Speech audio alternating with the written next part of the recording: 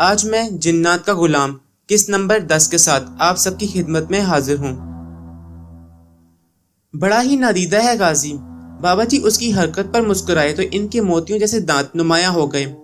ہاں بھی غلام محمد، ذرا دوبارہ سے ہو جائے۔ بابا جی نے اپنا رخ دروازے کی سمت میں موڑا۔ میں نے بھی ادھر دیکھا۔ غلام محمد اور اس کے عقب میں 1 درجن بھر اس جیسے ستونوں جیسی قامت والے لوگ نظر آئے۔ سبھی عربی قباؤں میں ملبوس تھے اور ان کے چہرے عماموں سے ڈھکے ہوئے تھے۔ غلام محمد نعت شریف پڑھنے سے پہلے بولا، بابا جی مدینے سے مہمان آئے ہیں اور کچھ تحائف پیش کرنا چاہتے ہیں۔ لاؤ بسم اللہ۔ کیا لائے ہو بھائی؟ بابا جی نے کہا تو غلام محمد کے عقب میں کھڑے 2 قامت دراز وجود آگے بڑھے اور کچھ سامان بابا جی کے سامنے رکھ دیا۔ ماشاءاللہ۔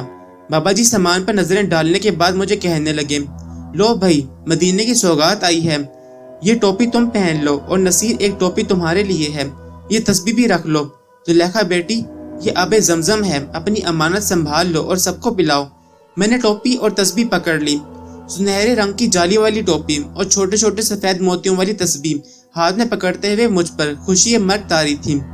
بابا جی کی یہ عنایت اور روپ دیکھ کر مجھے اب شرمندگی ہو رہی تھی کہ اس قدر ایک بزرگ ہستی کی شان میں گستاخی کرتا رہا ہوں۔ میں سخت شرمندہ ہو رہا تھا۔ شاہد بیٹے، میں نے جب ٹوپی سر پر پہنی تو روحانی خوشی کی ایک لہر میرے قلب و نظر میں اتر گئی۔ میرا بے کل اور وسوسوں سے بھرا من پرسکون ہو گیا۔ اس اثنا میں غلام محمد نے نعت شروع کی۔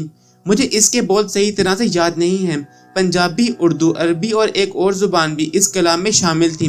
مجھے محض ان کے یہ الفاظ یاد رہ گئے ہیں جو غلام محمد کے عقب میں کھڑے جنات کورس میں گاتے تھے۔ میں تمہارا ہوں سائیں، سائیاں۔ یہ نورانی محفل 1-1.5 گھنٹہ جاری رہی۔ میرا اب اٹھنے کو دل نہیں چاہ رہا تھا، لیکن مجھ پر نیند بھی طاری ہو رہی تھی۔ میں زیادہ دیر تک جاگ نہیں سکتا، بے شک کتنا ہی پریشان اور خوش کیوں نہ ہو رہا ہوں۔ نیند بہرحال مجھ پر غالب آ ہی جاتی ہے۔ گاؤں کے مؤذن نے اللہ اکبر کی صدا بلند کی تو بابا جی بولے، لو بھائی فجر کا وقت ہو گیا ہے، اب ہم چلتے ہیں۔ یہ کہتے ہوئے وہ بستر سے نیچے اترے تو مدینے سے آئے ہوئے جناتی لوگوں نے ان پر گلاب کے پھول برسانے شروع کر دیے۔ ایسا پرجوش اور پر نور منظر نہیں بھول سکتا۔ بابا جی میرے دیکھتے ہی دیکھتے اپنے ساتھیوں کے ساتھ غائب ہو گئے تو پیر ریاض شاہ جلدی سے اٹھا اور اس نے بلب روشن کر دیا۔ کمرے میں ابھی تک بابا جی کی خوشبوہات بھری ہوئی تھی۔ حلوے کا دیگچہ خالی پڑا تھا۔ رضیہ، زلیخا اور نصیر سحرزدہ نظروں سے ریاض شاہ کو دیکھ رہے تھے۔ اس کی آنکھوں میں اب قدرے بے چینی تھی اور وہ تھکا ہوا نظر آ رہا تھا۔ اس کے شانے نیچے کو گرے ہوئے تھے۔ نصیر یار مجھے لتاڑ کر جانا۔ جب ہم کمرے سے نکلنے لگے تو اس نے نصیر کو مخاطب کیا اور پھر زلیخا سے کہنے لگا، زلیخا میرے لیے گرم گرم دودھ کا ایک پیالہ لے آؤ۔ ریاض شاہ شدید تھکاوٹ کا شکار نظر آ رہا تھا۔ میں نتاڑ دوں؟ میرے دل میں اب ریاض شاہ کے لیے کسی قسم کا شک نہیں رہا تھا۔ میں نے اپنی آنکھوں سے بابا جی جیسے نیک اور مسلمان جنات کا ایسا روپ دیکھ لیا تھا جس کے بعد ان کی نیت پر شک کرنا سوائے ہلاکت میں ڈالنے کے کچھ نہیں تھا۔ ریاض شاہ نے خمار سے بھری نظروں سے میری طرف دیکھا اور کہا، ملک صاحب آپ کا شکریہ، نصیر ہے نا، آپ جائیں اور آرام کریں، غالباً کل آپ کی تاریخ بھی ہے۔ مجھے یاد آیا کہ مجھے سیالکوٹ کچہری میں ایک دیوانی مقدمے کے فیصلے کی پیشی پر جانا تھا۔ میں نے ریاض شاہ کو اپنی تاریخ کے بارے میں نہیں بتایا تھا۔ میں نے چونک کر اس کی طرف دیکھا تو وہ آنکھیں بند کیے لیٹ گیا اور ہلکی سی آواز میں بولا، جب آپ کچہری جائیں تو وہاں شیشم کے پرانے درخت کے نیچے ایک درویش بیٹھا نظر آئے گا۔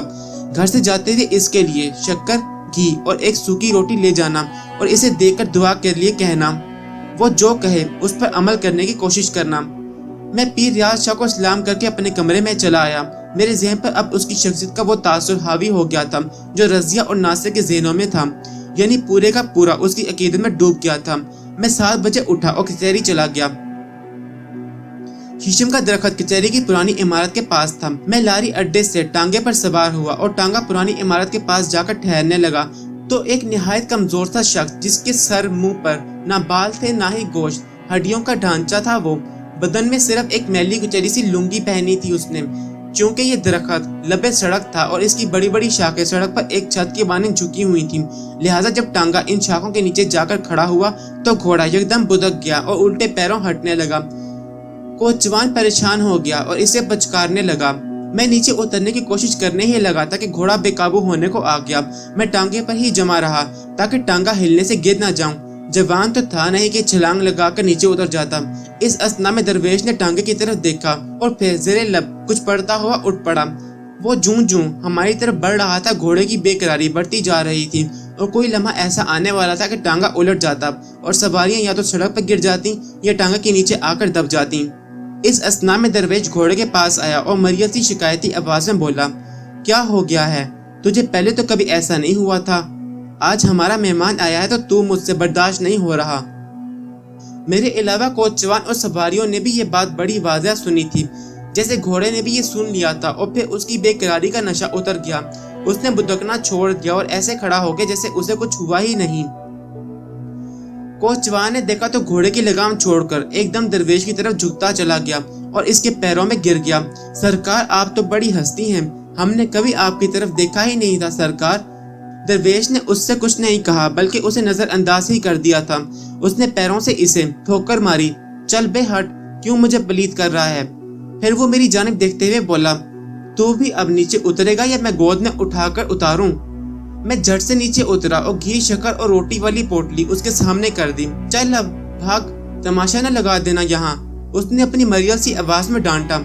सरकार, कोई नजरे करम अनायत कर दें, मेरे दिन फेर दें। टांगे वाले के लिए वो बड़ी ताकतवर शह बन गया था। जा दफा हो जा। आख थू। दरवेश ने नफरत से मुंह सुकेड़ा और उस पर थूक दिया।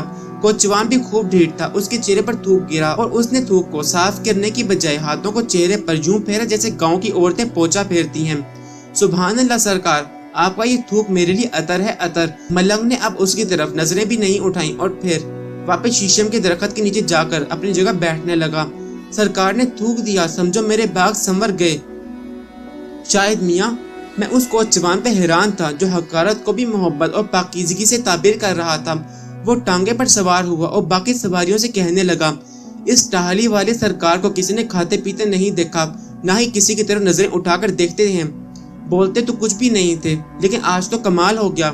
मैंने सुना था कि टहली वाले सरकार जिस पर थूक दे, जिसको गाली दे दे, उसके भाग समझ जाते हैं। वाह मेरे मौला, आज तूने मुझ पर करम किया है।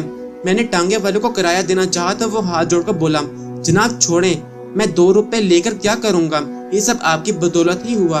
क्या आप सरकार बाबा को जानते हैं? मैंने नफी में सर हिला दिया। तो फिर आपके साथ इनकी ये शफकत? तू जाता है या मारूं एक? अकब से टहली वाले सरकार की आवाज सुनाई दी। भौंकता चला जा रहा है। ये सुनते ही उसने घोड़े की लगाम खींची और चलता बना। मैं वापस हुआ और टहली वाले सरकार के पास जा बैठा। उसने पोटली खोली और रोटी और घी शक्कर मेरे सामने रखते हुए बोला, ले खा ले, अपने लिए और मेरे लिए रोटी और घी शक्कर बांट ले। जो तेरा मन करता है वो तू ले ले और जो मेरे लिए बेहतर समझता है मुझे दे दे। मैं उसकी बात सुनकर मुखमसा में मुब्तला हो गया। मान मुझे पीर रियाज शाह की बात याद आ गई। उसने कहा था कि वो मलंग जो कहे उस पर अमल करना। मैंने कहा, सरकार मेरा पेट तो भरा हुआ है, आप ही खा लें, सब आपके लिए लाया हूँ। सोच ले, भूख नहीं है तो बेशक ना खा। तू ना खाएगा तो तेरा क्या जाएगा? मैं भूखा हूँ, खा लूंगा तो मेरी भूख खत्म हो जाएगी। वो बाबा मायने के अंदाज में बोला, सरकार मैं आपके लिए ही तो लाया हूँ। मैंने आजिज़ी से कहा, सोच फिर सोच, अगर तू चाहे तो ये घी शक्कर रख ले और सूखी रोटी मुझे दे दे। मैंने जब देखा कि वो मुझसे खाना तकसीम कराने पर बाजिद है तो मैंने कहा, अच्छा तो सरकार ऐसा करें, ये सूखी रोटी मुझे दे दें और शक्कर की आप रख लें। ये सुनकर उसके चेहरे पर हल्का सा तबस्सुम उभरा। तेरा पेट तो भरा हुआ है, सूखी खा लेगा तो तुझे फर्क नहीं पड़ेगा। मैं शक्कर और घी खाऊंगा तो मेरे अंदर भी ताकत आएगी। ले अब अपना हिस्सा उठा और जा, तेरी पेशी होने वाली है। मैंने सूखी रोटी हाथ में ली और फिर एक लुकमा लेने के बाद इसे जेब में डाल लिया कि इसे बाद में खा लूंगा। टहली वाले सरकार की इन बातों की मुझे कोई समझ नहीं आई, लेकिन जब मैं अदालत में पहुंचा और जज ने मेरे केस पर जो फैसला सुनाया, इसे सुनते ही मेरे ज़हन में इस बाबा की बातों की हकीकत समझ में आ गई। जज ने फैसला सुनाते हुए कहा, मलिक साहब, आप बड़े जमींदार हैं और आपको अल्लाह ने किसी किस्म की कमी नहीं दी। ये भागा बीबी का रकबा ही कितना है, आप इसे अपनी जमीनों में शामिल करना क्यों चाहते हैं? अगरचा गवाहों और शहादतों के बाद फैसला आपके हक में जाता है, लेकिन जब आप कानून कुदरत को देखते हैं और इंसानी भलाई का सोचते हैं तो आपको फैसला ऐसा करना चाहिए जो भलाई का हो। भागा बीबी अपने बच्चों की कफील है, इस जमीन से उसको रूखी सूखी मिलती है। آپ اگر اس کی زمینوں کو آزاد کر دیں اور اس کو نہری پانی بھی ملنے دیں تو اس کی یہ زمین آباد ہو جائے گی۔ آپ خوشحال ہیں، لیکن یہ تنگ دست عورت ہے، آپ ہی اس کا سہارا بنیں اور اس کی زمینوں کو آزاد کر دیں۔ یہ بیچاری بھی اپنی بھوک مٹا لے، آپ کا تو پیٹ بھرا ہوا ہے۔ جج کا آخری جملہ سن کر میں بون چکا رہ گیا۔ میرا ہاتھ بے اختیار جیب میں گیا اور سوکھی روٹی کو سہلاتے ہوئے میں سوچنے لگا، ٹالی والے بابے نے بھی تو یہی کہا تھا۔ میں خاموش نظروں سے جج کا چہرہ دیکھنے لگا۔ اگرچہ اس نے فیصلہ لکھ دیا تھا، لیکن پھر بھی وہ مجھ سے انسانی ہمدردی کی توقعات کی خاطر اخلاقی مدد مانگ رہا تھا، اور میں بھاگا بی بی اور اپنے مقدمے کے بارے میں سوچنے لگا۔ یہ ہے بھی حقیقت بیٹے، بھاگا کی زمین نہر سے اندر ہماری زمینوں کے بیچ میں ہے۔ 2 ایکڑ زمین کی اس رقبے کی کاشتکاری اور زرخیزی کا راستہ ہماری زمینوں سے ہو کر گزرتا تھا، اور اپنی زمینوں کی ہریالی کی خاطر وہ مجھے باقاعدہ حصہ دیتی تھی۔ کئی سال پہلے جب اس کا شوہر زندہ تھا اور اس نے مجھ سے دشمنی مول لے لی تھی، تو اشتمال کے دنوں میں پٹواری، گرد اور تحصیلدار سے مل کر میں نے اس کے رقبے میں رد و بدل کرا دیا تھا، جس کے بعد وہ بیچارے میرے زمینوں کے جال میں پھنس کر رہ گئے تھے۔ ان کی اپنی زمین نہر کے کنارے پر تھی، لیکن استعمال کے بعد وہ زمین میری ہو گئی تھی، اور ان کا رقبہ 1 میل اندر میری زمین میں آ گیا تھا، جو زیادہ آباد نہیں تھی۔ لیکن بھاگا بی بی نے دن رات کی مشقت کے بعد اپنی زمینوں کی خاطر میری زمینوں کو بھی آباد کر دیا تھا۔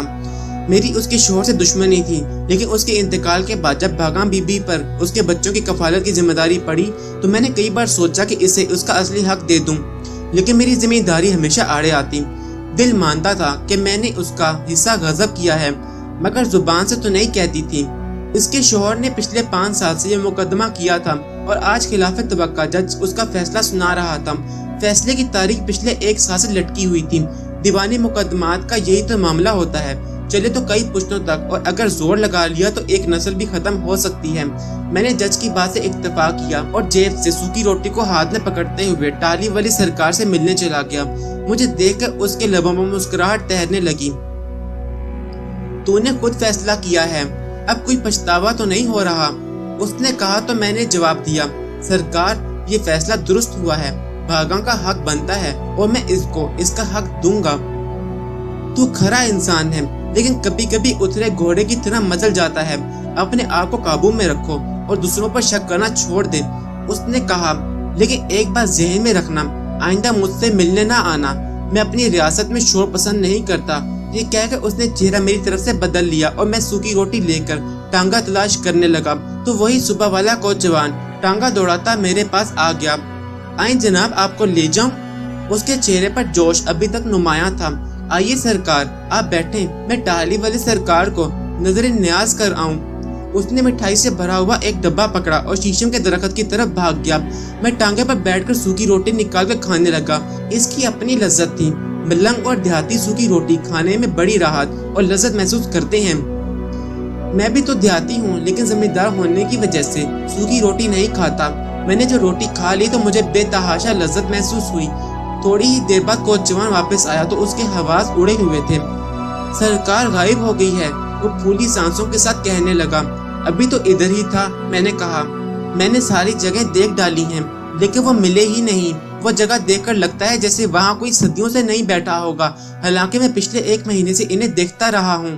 کوچوان پریشان ہو کر سوچنے لگا، پھر خود ہی سر دھنتے ہوئے بولا، اللہ کی اللہ جانے، اس نے ہی بلایا ہوگا تو چلے گئے۔ یہ اللہ کے بندے بھی پرندے ہوتے ہیں، ڈال ڈال پر بیٹھتے ہیں اور پھر چل دیتے ہیں۔